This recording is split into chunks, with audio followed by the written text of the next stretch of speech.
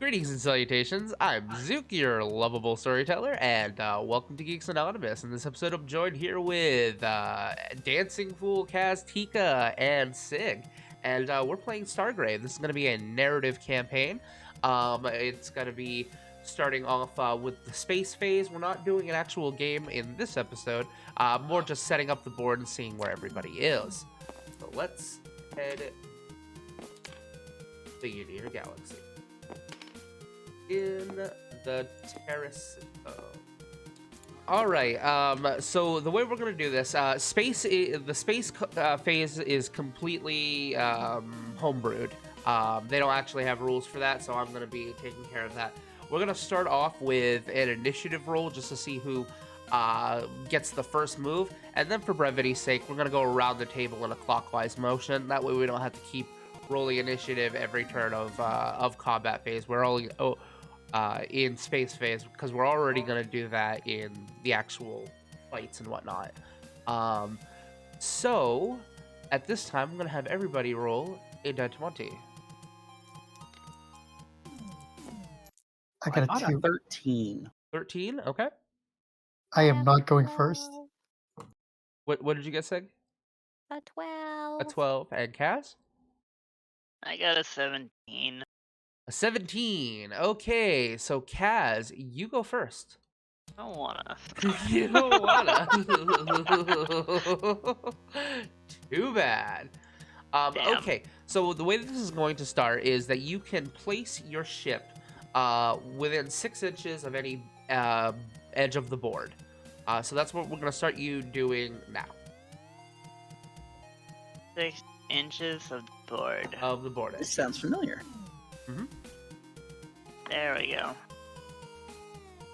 Oh, 6 inches from the board. yep, 6 inches from the board. And now we're going to go to Tikka. It is now your turn to place. Ooh, okay. Anywhere so 6 inches? 6 inches from any board. Yes, it does, and you don't have to do it right in front of your place either. I just want to make that clear. But yes. Okay. Bloop. Sig, it is your turn to place. Oh. All right, Dave, go ahead and place. Yep. Perfect. Is that?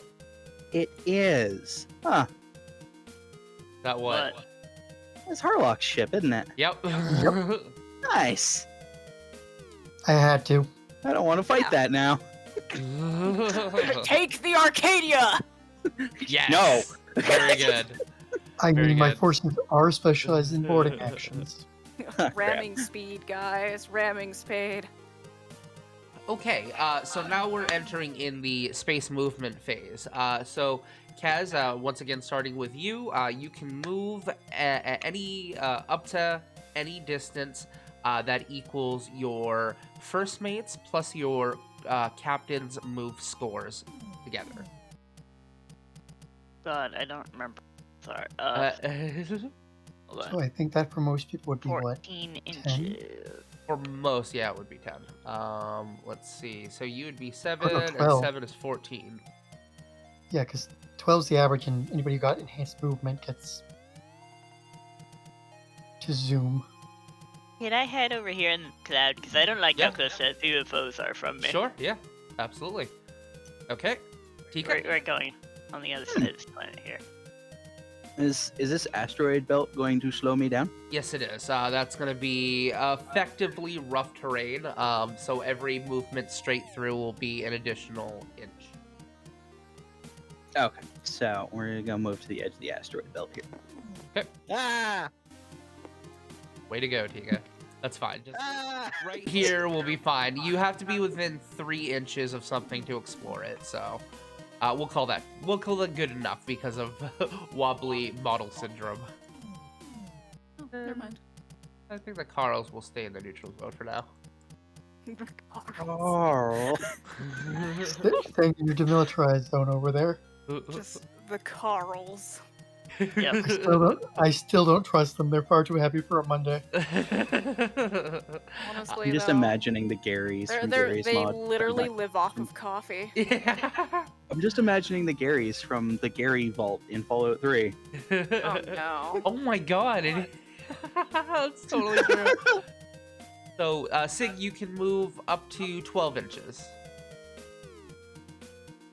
It's a structure that I can like check Yeah, out. that in is a debris. If you want to hang out right there, you're more than welcome to. I'm gonna hang out right. Well, actually, you said within 3 inches of anything. Yeah, within 3 inches. Okay. Well, then I'm going to move ever so slightly and be like 3 inches between For both both? of these. Okay. But I want to explore the debris first. Okay. So, movement for the fool. Well, Ah, I see. Kaz has gone into the fart cloud. Yep. I'm hiding from those UFOs over there. Okay. What? I don't trust like that. Perfect. That is Okay. fair. And then, let's see, it is Kaz? Are you just gonna hang out right? Oh yeah, you already went. That's right. So I already that went, was yeah. the last. All right. So now we have finished the movement phase of the space phase. So now we're going to basically do the acquisition phase.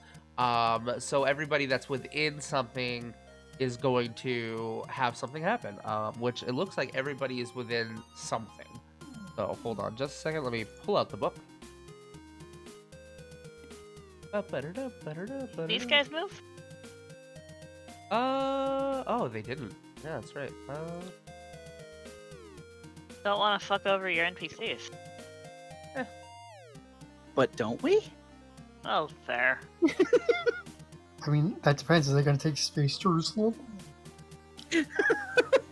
God. Yes, I will be making Crusade jokes this entire game. That's about right. Oh Do you have Neo-Roman catapults? Okie dokie. So, starting again with Kaz. Alright, so Kaz, you are within 3 inches of either Vice or the Far Reach 9. So, as you get in close to Far Reach 9, you are on your ship. Go ahead, why don't you give us a quick rundown of your ship real quick? The ship is the, what did I call it? The U.S. Welkin. Okay. And it is commanded by? Captain Alethea Cressier. Alright, and who's your first mate? My first mate is her very good friend Brackwell. Okay, well, Captain, you are heading towards this area, and you see that there's this like emanating cloud coming from this large planet, and it looks like the planet itself is like mixed with greens and blues, and it looks like it has a lot of life coming from it. However, your life sensor readings on your ship show absolutely no life on Vice as far as intelligent bodies goes. There's fauna and local flora, but there's no intelligent life, nothing that's picking up as a humanoid on your sensors. However, when you scan, you do see a satellite, which at first you think is a moon. However, it is... it's not a moon, it's a space station! As you see a rotating station in the air, and that is giving off readings of life, of humanoid life. Quite a bit of it, actually. And as you're getting close into this orbit of this planet, you hear the hailing sound, basically kind of chirp on your sensors as you hear a... What do you do? Of course, I have to answer it. I mean, you don't have to. I mean, but if it's a settlement of some kind, we might be able to pick up a job. So might as well answer it. All right, so you flick on the screen and you've got that display popping up with a little bit of static going on because it's probably held together by, chewing gum and duct tape. Probably, yeah, probably. As you see a face kind of phase in, and this person before you has red hair that is swished back and handlebar mustache. He's got a cup of coffee in his hand and wearing a yellow shirt as he sips it. Hailing the ship in orbit of Far Reach 9. Please identify yourself. Far Reach 9, this is the U.S. Welkin. Welcome, U.S. Welkin. Please transfer your proper paperwork. Would you have proper paperwork for this system? You can just say yes or no, depending on whether or not you think that your captain would be prepared for this kind of thing. Oh, probably, yes, absolutely. Do you transmit the proper, Yes, Okay. I will transmit the credentials. All right, thank you kindly. And you hear some clattering of keys and... Okay. Yeah, it's old, but it checks out. So welcome to Far Reach 9. How can I help you? Requesting permission to land, dock. Are you looking for getting on Vice, or are you looking more for finding some little R&R on Far Reach 9?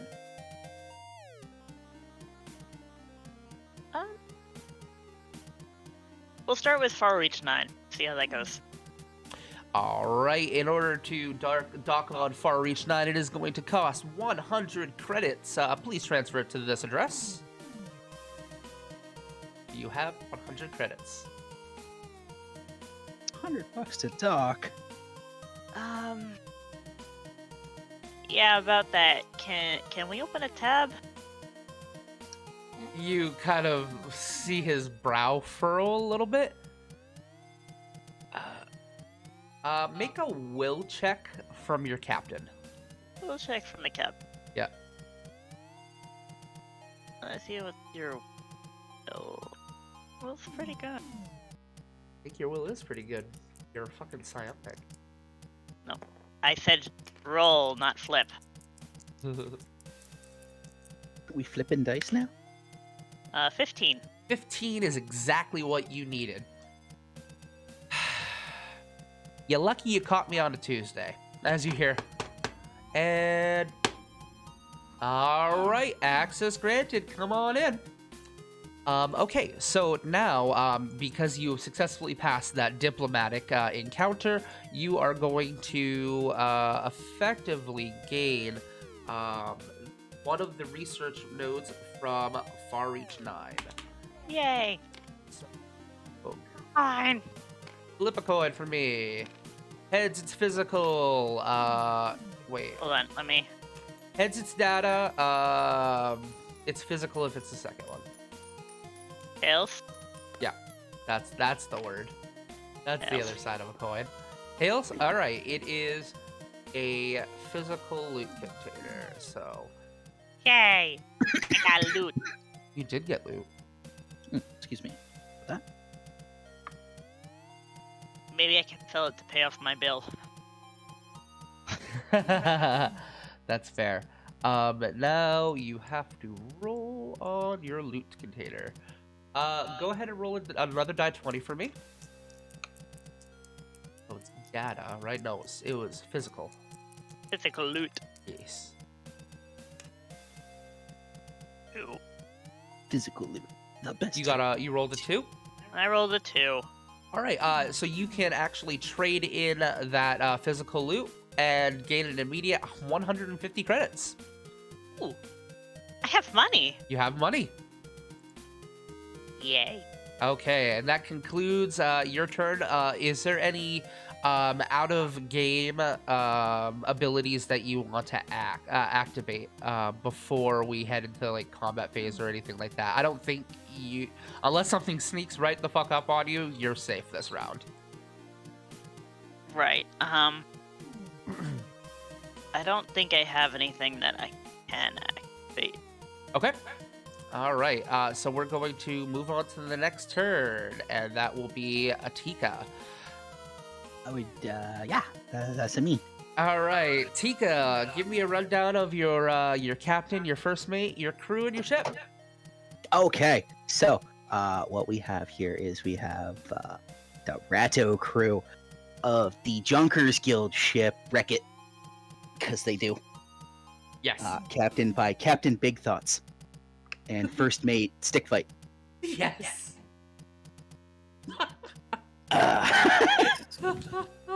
Christ. I love it. Great. Space Skaven. Yep. Not just Space Skaven, Space Admech Skaven. Space Admech Skaven biker people from Mars. Biker bikes from Mars.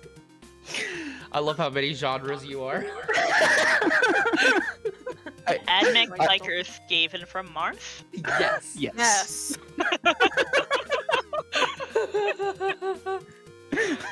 In an alternate 40k. And what kind of ship would you say you are? You're a scavenger ship, right? Yes. Okay. It's So- not built for fight. It's built for ripping your ship apart and So- taking pieces. You have scanned the system and you have noted several deposits of what you would consider valuable research. You have made your way into the Taris system for the first time. You actually fly by what looks like a frozen planet, and it looks like your sensors are picking it up as Delta 34, with not a whole lot of information on it, unfortunately. You see an asteroid field that you kind of are looking past, and you see it looks like there's some wrecked ships almost hidden inside of this asteroid field, and you begin to kind of maneuver your way around. I'm gonna have you make a move check with whoever has the higher move of either your captain or your first mate. Well, they are the same. So, Oh, well, there you go. I rolled a 16. 16 is a pass. So, you navigate through. There's this one point where you have to like you almost have to parallel park a fucking spaceship, but you're able to do so as you kind of dock up and you line yourself right up with this debris. And yes, it is the remains of an ancient ship. When you hear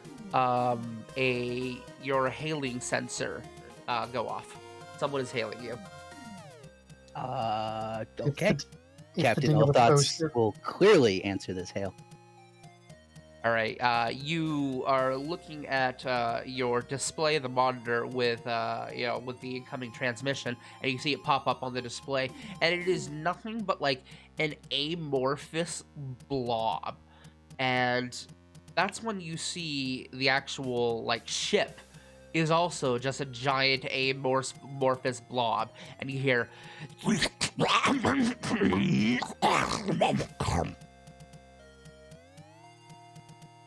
What?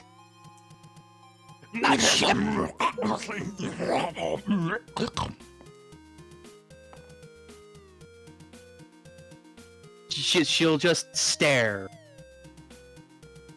Okay, What? So this amorphous blob seems to be making noises at you. You do see a few other amorphous blobs in the quote-unquote bridge question mark that you see from the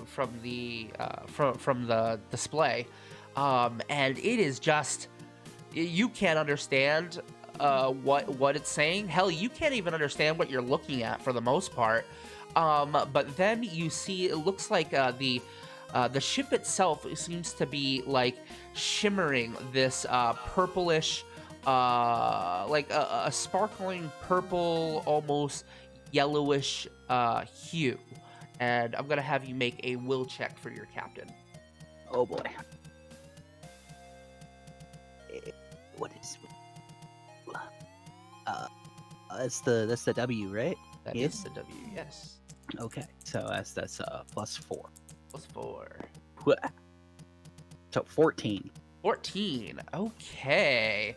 So, so you're unsure what they're doing exactly, but they're obviously, you actually failed by 1, so I have to give you an ambiguous response. So they're doing something like it looks similar to either charging up their shields or perhaps readying a battle weapon. What do you We do? fight. Okay, so you basically Captain All Thoughts will tell first mate to fire the harpoons. all right.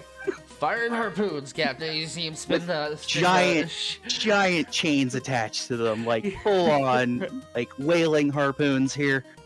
Are you sure they're not orcs too? Okay, might look, be. I threw some themes into a hat, and when I reached in, everything was stuck together. Okay, it just came out as a string, like. Gork And- and Mork approve of this. Yeah, they fucking do, bro. So they, you basically position your ship to face what you would assume is the front of their ship, and they begin to charge up and they blast forward. But it's not like a laser beam. It's not like like a ballistic thing or anything like that. There are no phasers. It's not any photon torpedoes or anything. It is literally just a mass of liquid. You're not sure of which. I will have you make another will check for your captain to see if you can Hang on. identify it. Did Tikka just pick a fight with the gray goo?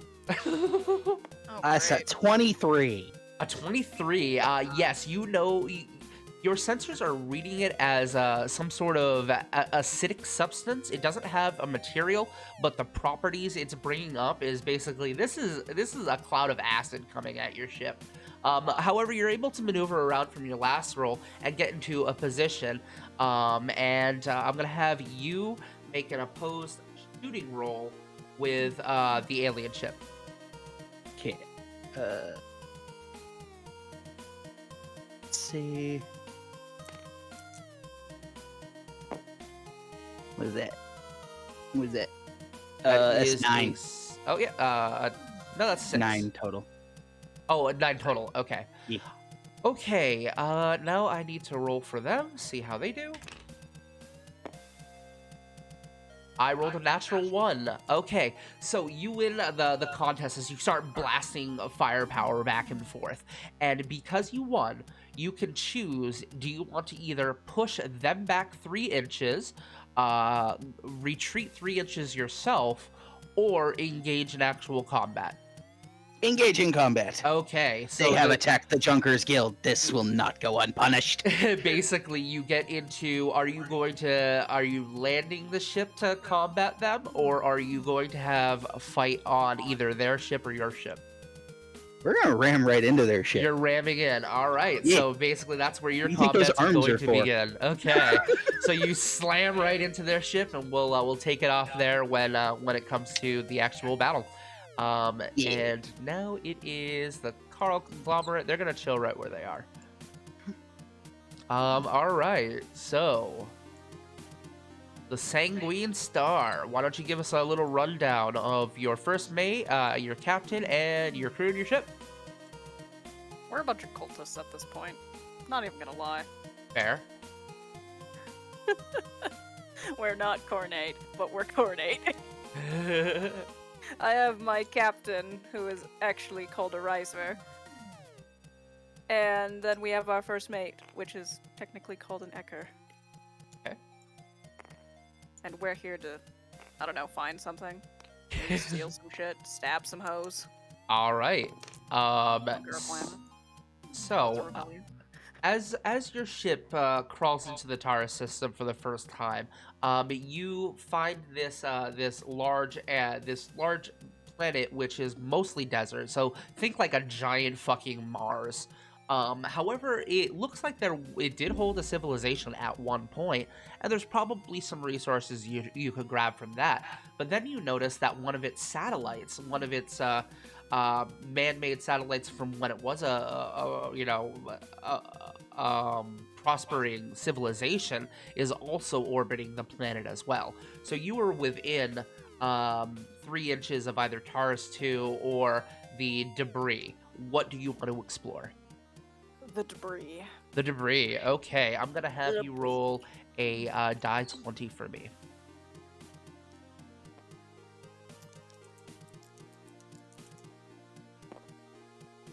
An 18. Okay.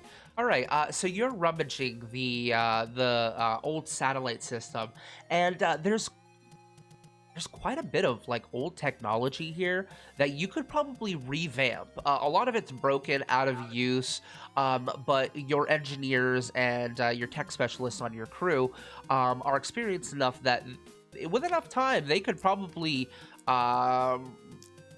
reverse engineer a lot of this ancient equipment that they found. You have essentially found a place that has advanced technology. Basically, what you're going to do first is oh, you already rolled. So as your initial search goes, you don't find a whole lot of anything particularly useful. However, you do make your way through the corridors of one of the old locker rooms, and one of the lockers, you open it up, and there is a pristine suit. It looks like an undersuit of some sort, maybe like a wetsuit of some kind. I'm gonna have you make a will roll with your captain to see if you can identify what this item is. Okay. Oh, let me. Oh God! I'm flipping the coin too. 19. All right, I think, 'cause it's the 19. +2. Yep, a 19 succeeds. Your +2 is already factored into your score, so 17. Oh yeah. Okay. Okay. Yes. So you are you're looking it over, and you're pretty sure this is what's known as a swift suit. Mechanically, it is designed to be worn under armor, and the figure wearing the suit gains a +1 move, but cannot take you over a move 7. So you're able to find that, and basically you've unlocked the space phase of using this place as an outpost. So if you spend another turn, you can roll to see what's available from the advanced technology, and then you could basically buy an item with your credits, and that basically represents your crew reverse engineering and building it, and the money spent is the supplies that it costs to do so. But other than that, your experience here has been uneventful as far as life forms and whatnot. So you get the swift suit, and yeah, that's it. No resources, unfortunately, but you do get a swift suit out of it. We're gonna make this an outpost. Why A free not? swift suit's a free swift suit. Hell yeah! All right. So I'm gonna just write that you have a swift suit, and I will make a card for that. All right, Dancing Fool. Where the fuck did you go? Oh yeah. I'm between the moon and the planet. Oh right. So you are heading into Taris for the first time as you see this giant fucking liquid planet. It's water. It's complete water world. However, you do find what looks like your readings are detecting as